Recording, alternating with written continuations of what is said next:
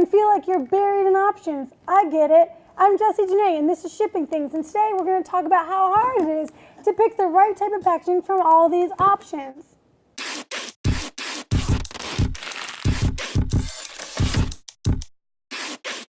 When you start talking to your packaging partner, they're going to need some basic information from you to get quoting on your project. First thing they're going to need to know is what type of packaging you're going to be using.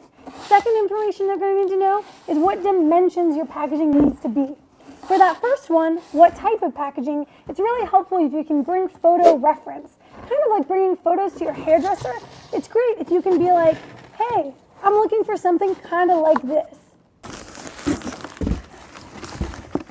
To choose the right type of packaging for your product, an easy place to start is to think, should I be using a box or a mailer? Mailers are great for soft goods like scarves because scarves don't need the protection of a box, so you can easily slip it into a mailer. A nice choice would be a craft mailer for a product like this. You slip it right in and it's ready to go in the mail, and it's going to ship for cheaper than a box would as well. If you're shipping something rigid or breakable like a wine glass, you don't want to ship in a mailer. You want to ship in a box that's snug and sturdy and really fits your item with just a little bit of space around for filler. But you don't want to ship in a box where your item is swimming in space and then you need to fill it with tons of crazy void fill. That's going to get expensive and wasteful. There is even more you can do to customize the inside of your box. You can actually have a custom corrugated insert created just for your product. At Lumi, we do this if you can ship us your product itself so we can actually custom fit it. This is a great way to save on void fill and make sure your product is really snugly fit into the box itself. Customization like that can look beautiful, and it also can cost a little bit more. But first things first, you don't even have a chance to develop beautiful packaging like that if you don't know the dimensions of your product. Let's talk dimensions.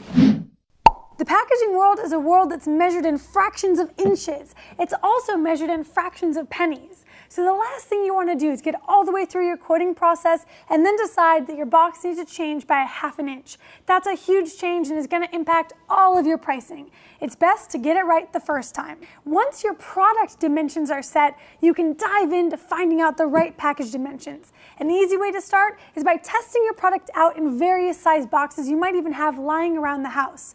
Another way is going Frankenstein style and cutting up a box to fit your product and then just measuring it with a tape measure. And don't forget to think about bundles. What if your customer orders more than one of your item?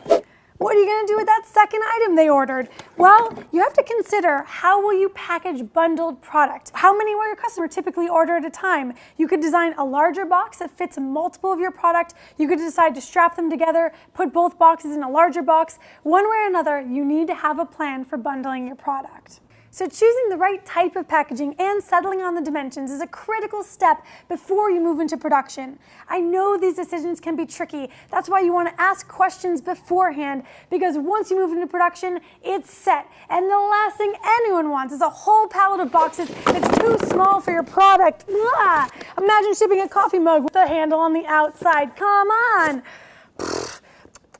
Tastes like a premature decision.